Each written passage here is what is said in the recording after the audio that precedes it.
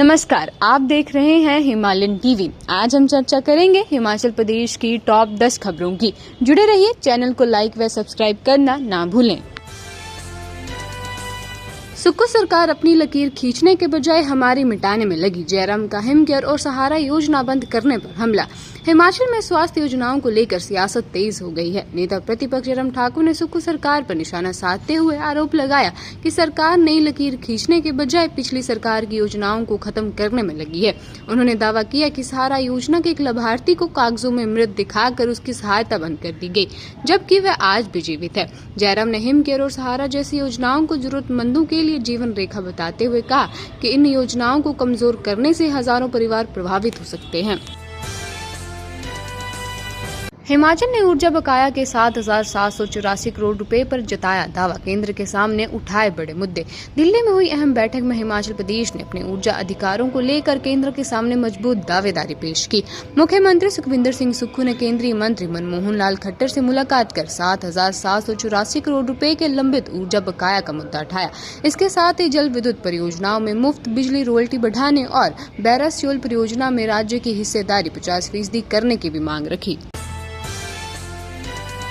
शिमला में एक और मर्डर। वृद्ध महिला की बेरहमी से हत्या, इलाके में मचा हड़कंप। राजधानी शिमला में एक और हत्या की वारदात ने लोगों को झकझोर कर रख दिया है। रोड उपमंडल के करछारी क्षेत्र में एक वृद्ध महिला का शव संदिग्ध परिस्थितियों में मिलने से पूरे इलाके में सनसनी फैल गई। मृतका गीता देवी अपने सेब के बगीचे में बने मकान में अकेली रहती थी। सुबह जब बगीचे में काम करने वाले मजदूर पहुंचे तो घर के भीतर महिला बेसुध अवस्था में मिली, जिसके बाद पुलिस को सूचना दी गई। प्रारंभिक जांच में हत्या की आशंका जताई जा रही है और पुलिस मामले की हर पहलू से जांच में जुटी है। उपभोक्ता को थमाया 2.5 लाख रुपए का पानी का बिल रद्द, कंपनी पर जुर्माना। शिमला में एक उपभोक्ता को भेजा गया 2,56,000 रुपए से अधिक का पानी बिल आखिरकार रद्द कर दिया गया है। जिला उपभोक्ता आयोग ने शिमला जल प्रबंधन निगम की कार्रवाई को सेवाओं में कमी और अनुसूचित व्यवहार मानते हुए कंपनी पर 30,000 रुपए का जुर्माना भी लगाया। मामला तब चर्चा में आया जब कुछ 100 रुपए मासिक बिल देने वाले उपभोक्ता को अचानक हजारों और फिर लाखों रुपयों का बिल थमा दिया गया। शिकायतों के बावजूद समाधान न मिलने पर पानी का कनेक्शन तक काट दिया गया था। आयोग ने साफ कहा कि पानी जैसी मूलभूत सुविधा को गलत बिलिंग के आधार पर बंद नहीं किया जा सकता। सीबीएसई ने सरकारी स्कूलों में अंग्रेजी शिक्षकों की नियुक्ति का रास्ता साफ। हाईकोर्ट ने हटाई रोक। हिमाचल प्रदेश के सीबीएसई से संबंध सरकारी स्कूलों में अंग्रेजी शिक्षकों की भर्ती को लेकर लंबे समय से चल रहा विवाद अब खत्म होता नजर आ रहा है। हाईकोर्ट ने 305 अंग्रेजी शिक्षकों की नियुक्ति पर लगी रोक हटा दी है और पात्र अभ्यर्थियों को नियुक्ति देने के निर्देश दिए। मामला भर्ती प्रक्रिया के दौरान बदली गई पात्रता शर्तों को लेकर अदालत पहुंचा था। फैसले के बाद भर्ती का इंतजार कर रहे सैकड़ों अभ्यर्थियों को बड़ी राहत मिली है। कसोली विधानसभा क्षेत्र में लगभग 225 करोड़ रुपए की सिंचाई और पेयजल योजनाओं पर तेजी से काम। कसोली विधानसभा क्षेत्र में पेयजल और सिंचाई सुविधाओं को मजबूत करने के लिए बड़े स्तर पर विकास कार्य जारी है।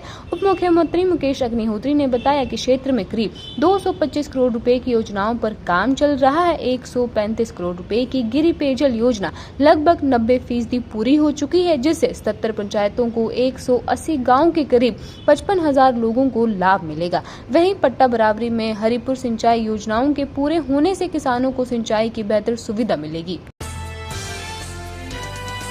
बाजार में लगी आग का तांडव। देखते ही देखते लपटों में घिर गई दुकान, 8 लाख का नुकसान। डाडा सीवा क्षेत्र में उस समय अफरा तफरी मच गई जब वाइन शॉप के साथ लगते एक किराना और कन्फेक्शनरी की दुकान में अचानक भीषण आग भड़क। देखते ही देखते आग ने पूरी दुकान को अपनी चपेट में ले लिया, जिससे लाखों रुपयों का सामान जलकर राख हो गया। प्रारंभिक जांच में आग लगने का कारण बिजली का शॉर्ट सर्किट माना जा रहा है। हालांकि वास्तविक कारण जांच रिपोर्ट आने के बाद ही स्पष्ट हो पाएगा। मंडी में क्लिनिक में चोरी का मामला सुलझा, 3 आरोपी गिरफ्तार। मंडी जिले के जोगिंद्रनगर क्षेत्र में एक निजी क्लिनिक में हुई चोरी की वारदात को पुलिस ने महज 24 घंटे में सुलझाने का दावा किया है। क्लिनिक का गला तोड़कर 60 से 70 हजार रुपए की नकदी चोरी की गई थी, जिसके बाद पुलिस ने तुरंत जांच शुरू की।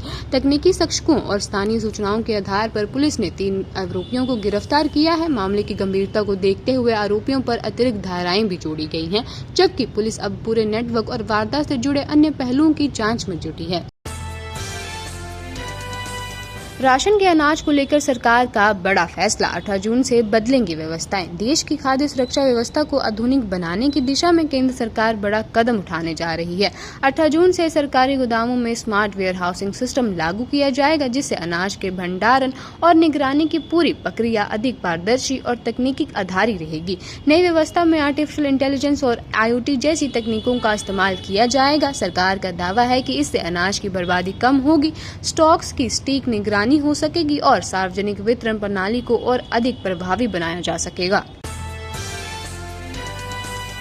कच्चे तेल में भारी गिरावट, सरकारी तेल कंपनियों के शेयर्स में जबरदस्त उछाल। वैश्विक बाजार में कच्चे तेल की कंपनियों में आई बड़ी गिरावट का असर भारतीय शेयर बाजार में भी देखने को मिल रहा है। ब्रेंट क्रूड $19 प्रति बैरल से नीचे फिसलने के बाद सरकारी तेल कंपनियों के शेयर्स में जोरदार तेजी दर्ज की गई। कच्चे तेल की कीमत कम होने से रिफाइनिंग कंपनियों की लागत घटी है और मुनाफा बढ़ने की संभावना बनती है।